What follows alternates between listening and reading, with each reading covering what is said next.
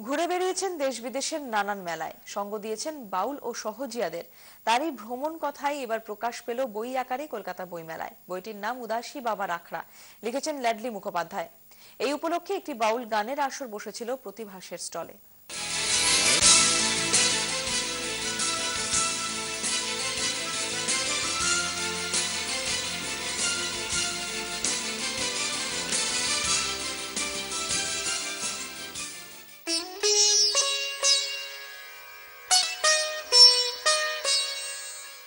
কখনো ক্যামেরা নিয়ে, কখনো ভালোবাসার তাগিদে ঘুরে বেরিয়েছেন গ্রাম গ্রামাঞ্চলে। দিনের পর দিন কাটিয়েছেন বাউল ফকিরদের আখড়ায়। উপলব্ধি করতে চেয়েছেন তাদের দর্শনকে।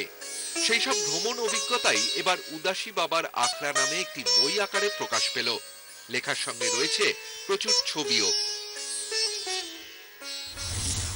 আমি আমার জীবনযাপন, সেটা যেটা হয় মূলত লেখকদের ক্ষেত্রে, সেটা হচ্ছে যে একটা সভ্যতা ভব্যতার জায়গা, একটা ডিকশন তাদের মতো করে তারা তৈরি করে, এবং তারা কিছু জিনিস নিজের নামে লেখে আর কিছু জিনিস অন্য লোকের নামে লেখে, তারই করা কাজকর্ম।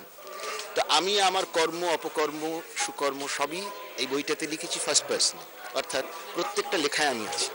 সে কোথায় চরস বিক্রি হচ্ছে, কোথায় গাঁজা বিক্রি হচ্ছে, কোথায় প্রান্তিক মেয়েরা ট্রাক ড্রাইভারদের কাছ থেকে পয়সা নিচ্ছে শোয়ার জন্য, এই সমস্তই আমি লিখেছি, যা যা আমার অভিজ্ঞতা হয়েছে। এমনকি কোথাও আমি সারা রাত্রি ট্যাক্সি চালাচ্ছি। বৃহস্পতিবার কলকাতা বইমেলায় প্রকাশ পায় বইটি। এই উপলক্ষে একটি বাউল আসরের আয়োজন করা হয়েছিল প্রতিভাসের স্টলে। গানে কথায় কাটল বইমেলার দ্বিতীয় দিনের সন্ধ্যেটা। ক্যামেরায় দীপঙ্কর অধিকারীর সঙ্গে সৌরভ চট্টোপাধ্যায়, নিউজ টাইম।